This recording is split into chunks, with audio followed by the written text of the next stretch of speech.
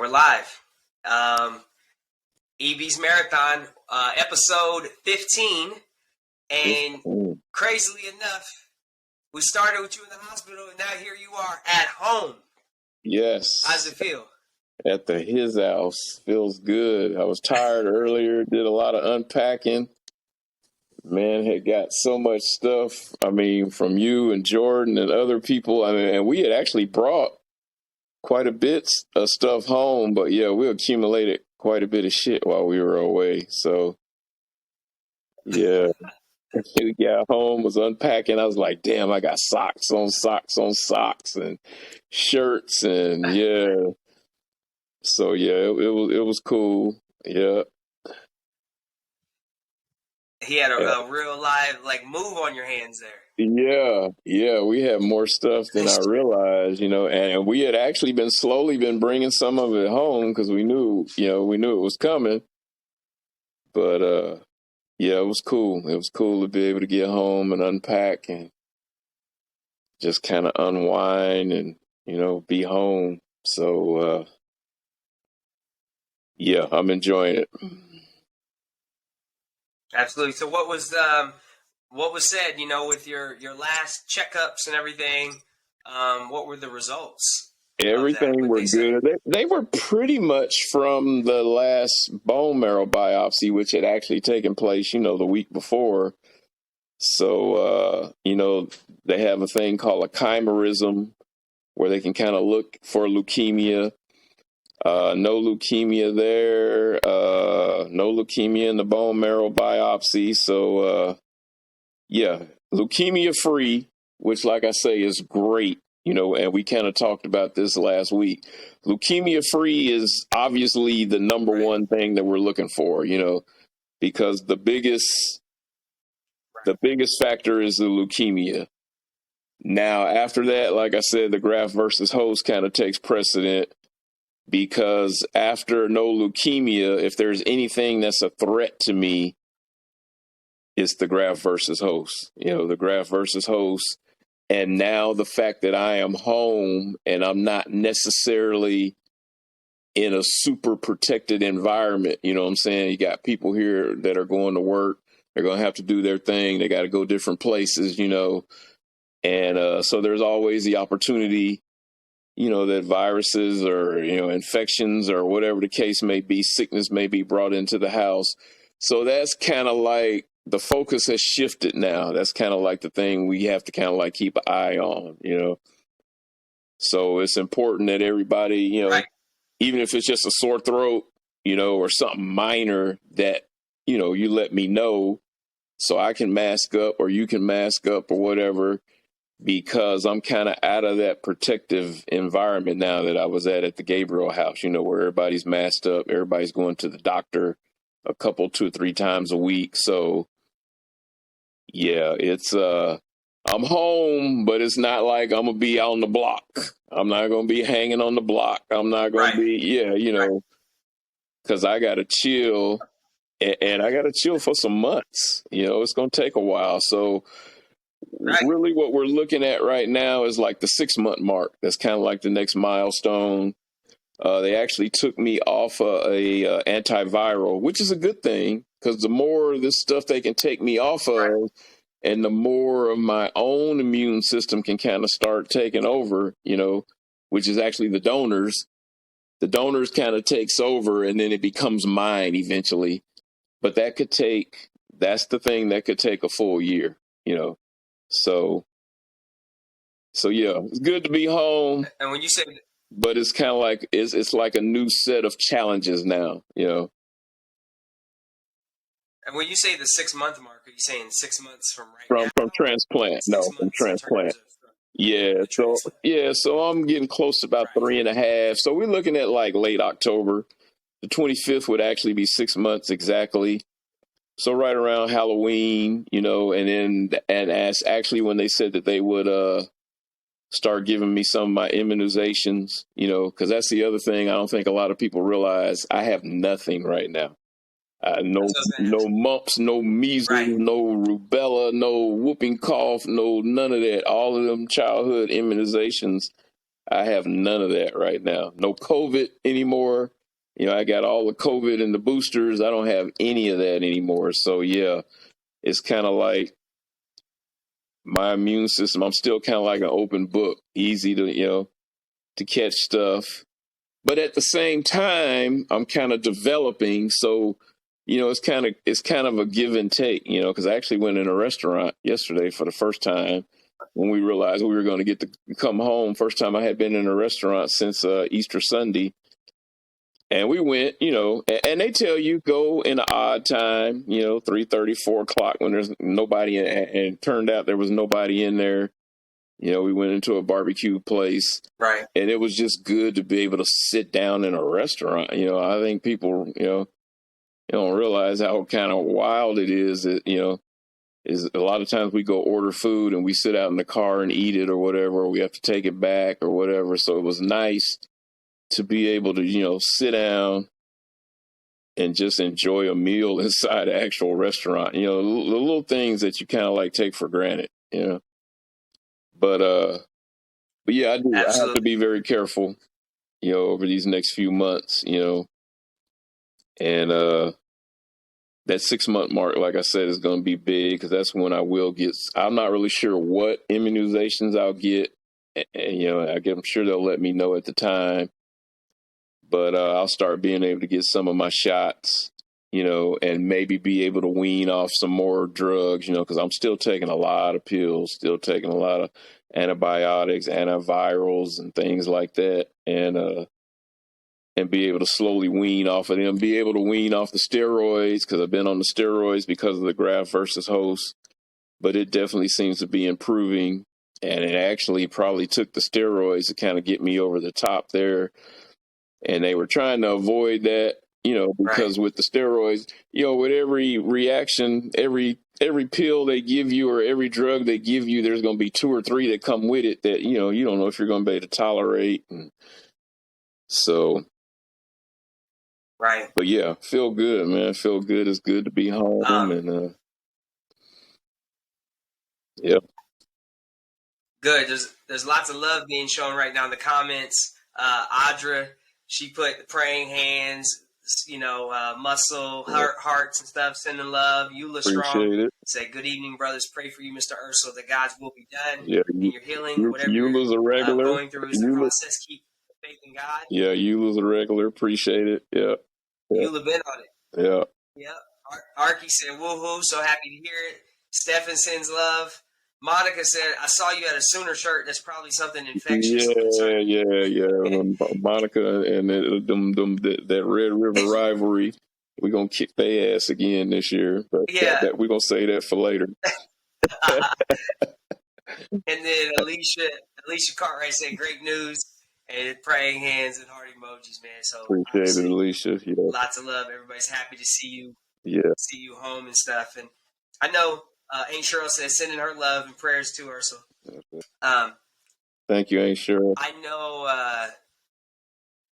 know this is we're talking, you're saying with that last bout of like graft versus host, you're saying like, physically you feel much better, but you saying your energy has been a little down after that last bout. Yeah. Because after you had several weeks where it was like each week we saw you getting better, saw you getting stronger and everything, and then you said the new challenge has started. It did. It kind of took a little bit out of me, man. It was like, because it wasn't a matter if I was going to hit the treadmill or whatever. It was just win. And then after that last little bout of graft versus host hit me, and that's what my doctor told me the other day. He said, that's why we keep you 100 days. You know what I'm saying? Because I got about 80 days in and I was doing great. This is a cakewalk. I should have been home. Right. Yeah. And then that graft versus host kicked in, went up to that second level. And, them bumps start popping up, a rash start popping up. And, and it affected me physically. And that's when I realized that, this shit here is real. That graft versus host ain't no joke. You know what I'm saying? Because the first time I had it, it was just a little bit of rash, like I said, behind the ears, a little bit on my face. Cheeks was red. And I was like, this ain't much of nothing, And, but that second bout kicked it up a notch. And that's when I realized that, And that's when I kind of had to let people know that, yeah, the leukemia being gone is a great thing. It's excellent, because the leukemia coming back is just not good at all. The leukemia returning is not, that's just terrible, really. That's the number one thing that could go wrong. But that graft versus host is right up there with it, and like I say, the level Right. one is just pretty much it's hitting your skin. And when it's at level one, it's actually a good thing, because, like I said, that was letting us know early on that the transplant was doing what it was supposed to do, and that the donor cells were trying to attack my body because it was like a foreign entity to it. You know what I'm saying? And that's actually a good thing. But when it kind of escalated up to that level Right. two, here a few weeks ago, that was kind of scary, because then you realize if it goes from 2 to 3, you in some serious shit, and 3 to 4, once it gets to Right. 4 can be deadly, because 3 is kind of like where it starts maybe Right. hitting the liver or something like that. 4 is where it starts attacking like heart, kidneys, that's when it gets serious, and it can actually lead to death. And that's why I tell people, that graft versus host is something that you really can't play with. The leukemia, like I said, is number one. Leukemia coming back is just devastating, but that graft versus host is no joke too. And a lot of failed transplants and a lot of loss of life after a bone marrow transplant is attributed to the graft versus host more so than the leukemia coming back. So, yeah, I'm kind of glad to get through that, feeling better, feeling stronger. And, but it's something it may be something I have to deal with. It may be something I have to deal with for the next month or two. It could be something I have to deal with for the next 5 or 6 months. It could be something that could go away, in the next few weeks. And it could be something that I'm dealing with for the rest of my life, or for the next 4 or 5 years, or, it's just unpredictable. And each case on a bone marrow transplant is different. And it's one of those things where if you read up on it, a lot of medical doctors are just kind of baffled on it, because they really, they just really don't know what to do about it other than put people on the steroids, So, Yeah. and there aren't really a whole lot of bone Well, I marrow mean, I think transplants a lot that goes. take place. That's the other thing. I was reading the other day. They said it's like right around That's 20,000 a year. Which sounds like a lot, but when you think about all the people in the world, or all the people in the United States, I think that might be a United right. States number. That's not really a whole lot when you think about it. So there's not really a whole lot of knowledge with it, and these doctors are just kind of, it's amazing what they do, because it's really kind of a lot of guesswork. Yeah. Yeah. Yeah. I mean, it's not a lot in terms of the number of people that are diagnosed with cancer each Right. year in America. And then two, the thing that we don't talk enough about is there's a number of people that can never get to remission to even Right.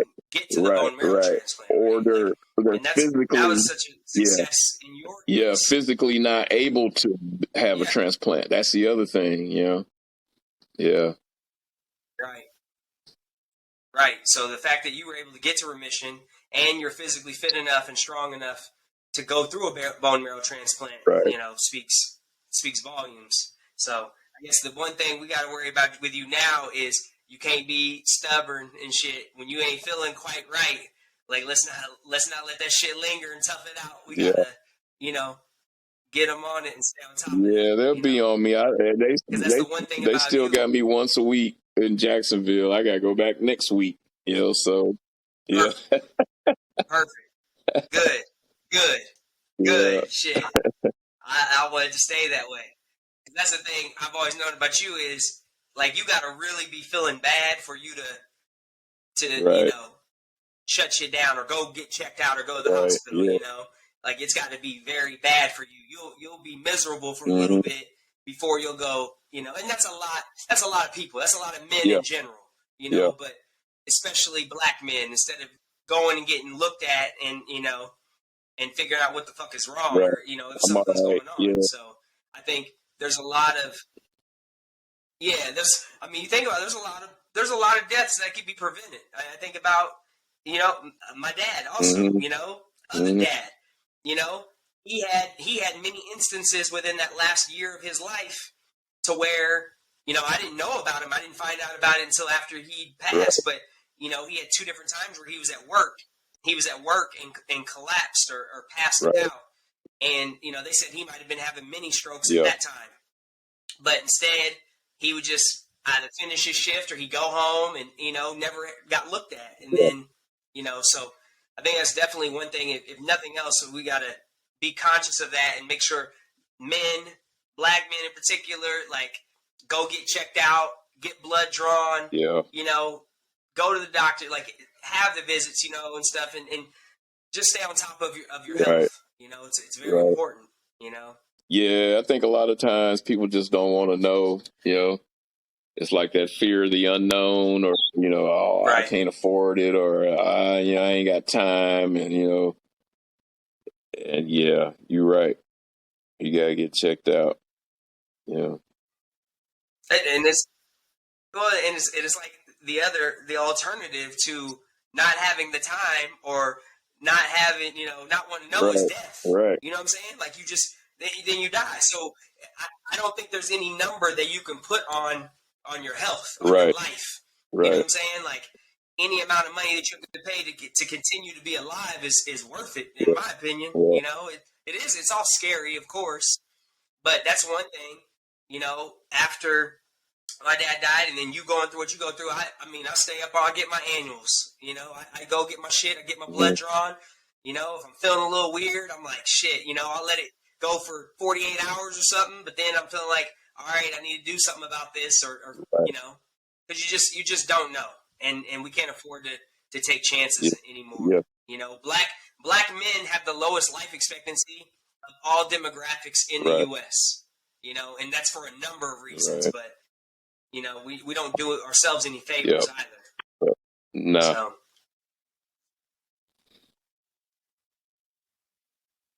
But yeah. Well, anyway, glad you're home. That's the best part. What a way to start a Friday, start the weekend and shit. I know you're going to be just chilling at home. Is there anything in particular, like, is there a particular meal or a movie or a series you're trying to binge? Well, I'm not really. I'm just kind of waiting on football, man. Impatiently, too, waiting. Waiting on that fantasy draft and just, like I told you last night, I kind of want to turn the game on last night, but man, I just can't do that. I just can't hardly do the preseason, bro. And I hate to see dudes out there getting hurt. So, but I was, and actually, I don't know if it's starting anytime soon, but I was a little excited to see that they were casting for a second season of Winning Time. The second season of the Lakers. Yeah. They're looking for, and it was funny because after Melanie did the little video, they were looking for James Worthy, Byron Scott, and Kurt Rambis. They're looking for actors to play them three in the second season. Yeah. So that was definitely exciting to see that, because honestly, I didn't even want to watch that series. Because, I'm a diehard Laker, and Magic was against it, and Jerry West was against it. And I was like, well, shit, if they don't think it's real or think it's true, I didn't want to watch it. And Jordan was the one that kind of coaxed me into watching it. And, this shit was great. As a Laker fan, it was great to watch that, whether or not they, extended the truth on some of that or not, I kind of believe that they didn't, what I'm saying? But, it was just good to watch.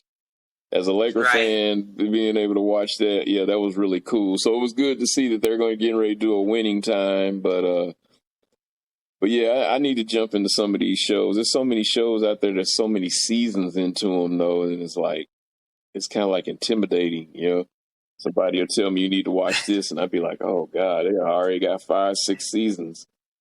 So if I had the appetite, for some of these shows, like I did Narcos, because I sat down and watched them Narcos Narcos Mexico. I knocked them out so quick, but that's kind of my thing, man. That drug cartel Right. shit is.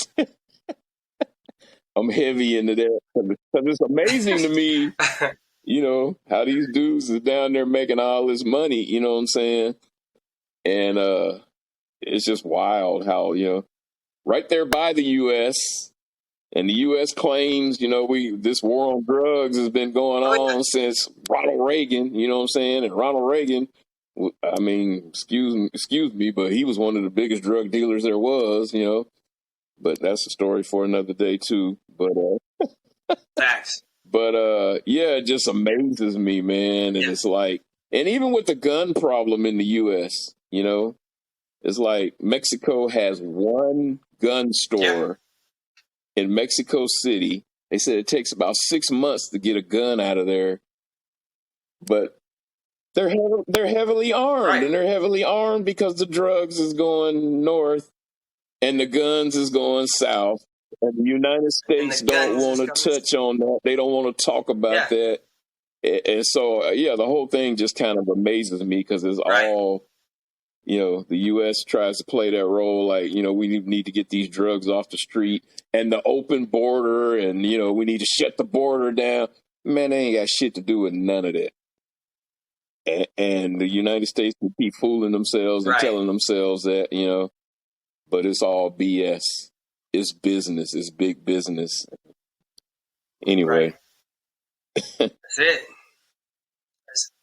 That's it. Yeah, I mean, you think about the war on drugs when it began in the 80s, like there was the crack epidemic, right? Like which one came first, the chicken or the egg? And it's the same thing now. Once we went over to Afghanistan and we had control over all the poppy fields and shit, now we got more opioids in our country than ever before. So we have this opioid crisis, right? But it came at the same time that we were in Afghanistan, which produces the most poppy, opioids come from poppy. Again, what a coincidence. And I think that's why that interests me so much because it's real life. This ain't no script. This shit is been going on for decades, real life.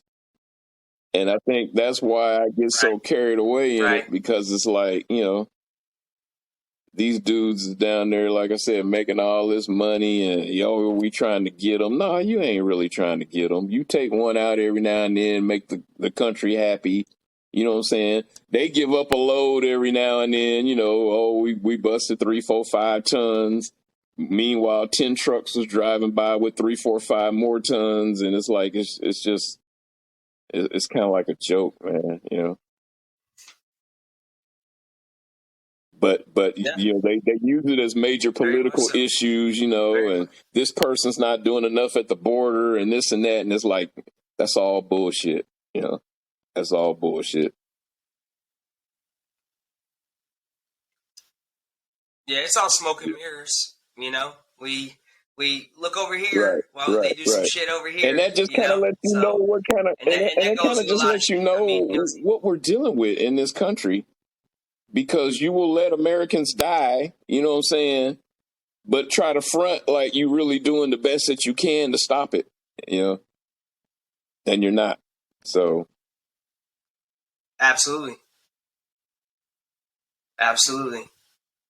Yeah. It's funny times, my friend. Yeah. Funny times. I know Jordan and I were talking about, when we get time to come out there. And I don't know, we think about maybe doing the same thing like, Christmas time like we did last year. Yeah, that'd be cool. I don't know. I guess kind of talked to him about it. Yeah, Christmas would be cool. Yeah. I mean, really, whenever.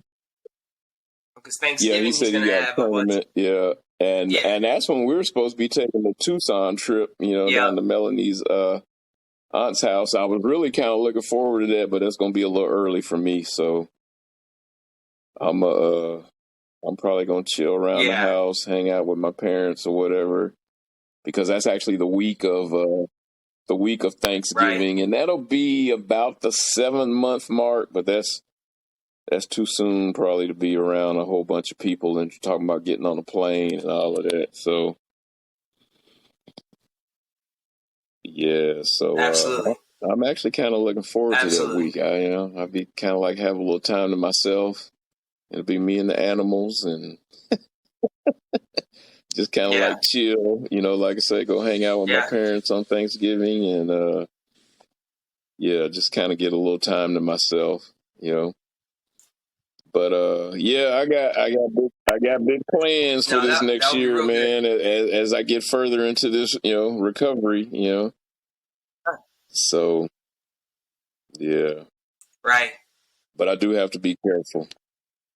I know. I think I saw you at like Yeah, I got two three trips trips planned. planned, and then I saw that Was little that three video trips that about I saw? Dubai, and I was like, oh god, yeah. I was like, ooh, that one had me go. But yeah, we're gonna try to make it to Panama City Uh, for our anniversary. We always go somewhere for our anniversary, and those are the kind of trips where I can lay low. It's just me and Melanie. We can kind of control our environment. We're in our room. right. Order out food. Right. We always celebrate our anniversary on Super Bowl Sunday because we got married on Super Bowl Sunday. And then, of course, the NFL had to screw it up and add an extra game Right. to the regular season. So now it actually falls like a week after our anniversary.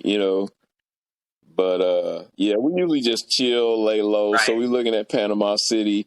And then hopefully if everything goes well by next June, I'll be about 14 months into the, recovery from the transplant. We got that Las Vegas trip I'm looking forward to. I love Vegas. I just like hanging out in Vegas. I'm not even really a big gambler. It's just so Right. much shit to do in Las Vegas. So, yeah. Yeah. Right.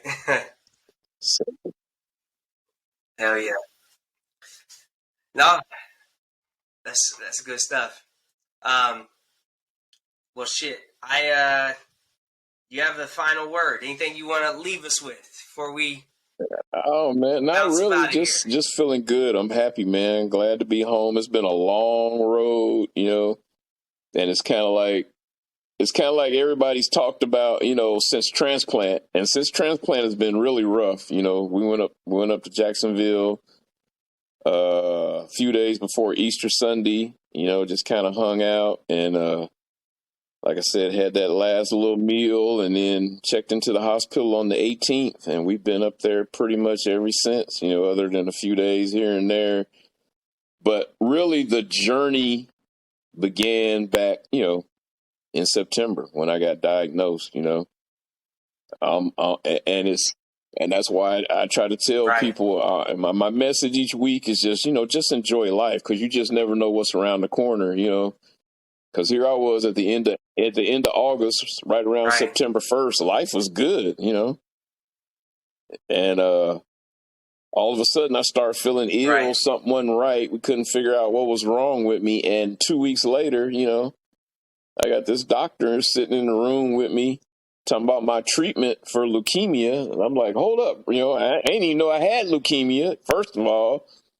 He talking about a treatment for leukemia. But why we treating Right. leukemia? Right. Yeah, only way we treating leukemia because I got it. And so, yeah, it happened. I'm telling you, in 2 weeks' time, Right. my life got turned upside down, man. So, yeah, it's been about 10 months, you know, and it's going to be about another 9 or 10 before the journey is over. And there's probably going to be some bumps in the roads. And there's probably, like you said, there's probably going to be some times where I don't feel well or whatever. But, man, I'm just happy to be alive. I'm happy to be home. I'm grateful for everything that I have. And, I've been through some shit in my life, some ups and downs, but, this was something different. This was something, just kind of came out of nowhere. It wasn't man made because a lot of my problems in my life have been man made. I've made the problems or created the problems. This just kind of came out of nowhere on me. So yeah, so my message is pretty much the same, man. Love the people that are around you. Be grateful. and just enjoy each day, because you just never know what you're going to be facing, and how things can just change overnight, you know.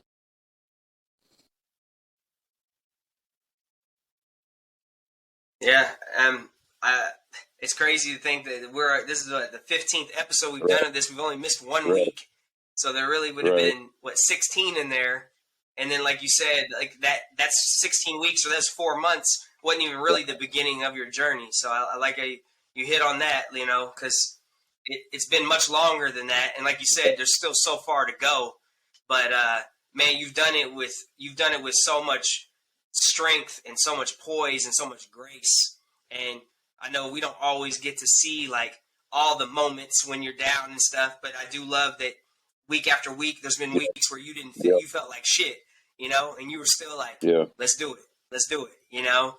And so that's cool, you know, because again, there's going to be somebody who has gone through this or is going to go through this, you know, and they see something like this, you know, and it just shows them like, you know, a different perspective. And again, you've kept such a good mindset and a positive attitude throughout it all, even when it hasn't been the right, most positive right. experience. You know, you've done everything, man, and it's so dope to see. And again, I appreciate you far more than I could ever tell you, far beyond just you raising us and what you did for us coming up, but just to see how you handle things now, you know. And even last week, you had the little breakdown Yeah, moment, and that shit was dope to me too, because I can only think of one other time in my life where I'd seen you yeah, have a moment like that, and you know what? It was so raw, real, and vulnerable. And that's the shit we can't be scared yeah, to show that kind of stuff because that's life, man. Life is so yeah. And fucking I have hard them. sometimes. Hey, and I have But them you quite a just gotta bit, thug it man. out, Because you if know? there's one thing that if there's one thing that this journey has taught me, is that, you know, emotions is yeah, they just hit, they hit, and and like I say, and the crazy thing is, this transplant stuff has been rough, but actually the worst part was probably back when I got diagnosed, you know, because I went, you know, September on into October with Right. fevers. I mean, that's when I really felt bad, you know, and it's kind of like if people could Right. have seen then, you know, not saying that this transplant has been easy, because it hasn't been easy at all. But that's when I was running 103, 104 Right. fevers. And I was like, man, you know, honestly, I just wanted to check out, you know. Can I just check out? You know, that was actually the roughest part, you Yeah. know. And then once they finally got me to Mayo, and I finally was able to get some chemotherapy and actually start getting some treatment, is when things started to change. But there was weeks there, you know, where I didn't really get any of that. I just kind of had to deal with, you know, what I was going through. And that was actually probably the roughest part, you know, and I really kind of wish people could have seen that, because, I mean, like I say, transplant was rough, but that actually might have been the roughest part. Right. Right. Well, again, love you. Happy Friday. Happy that you're home. The 100 days through the Gabriel Yeah. house is over. And then again, I mean, we're gonna keep this going. We're gonna keep this going until, you know, Yeah. shit, I don't know. This will just be our thing, and you know we'll just do these weekly updates. Like I said, it's good, it's therapeutic, and you know we all enjoy it, and it's just good to know how you're doing and shit. So the journey Yes, sir. continues, the marathon continues. So Yep. Love you love you too. and Love appreciate you everybody. again. Appreciate the prayers. Keep them coming, because I still got a long way to go.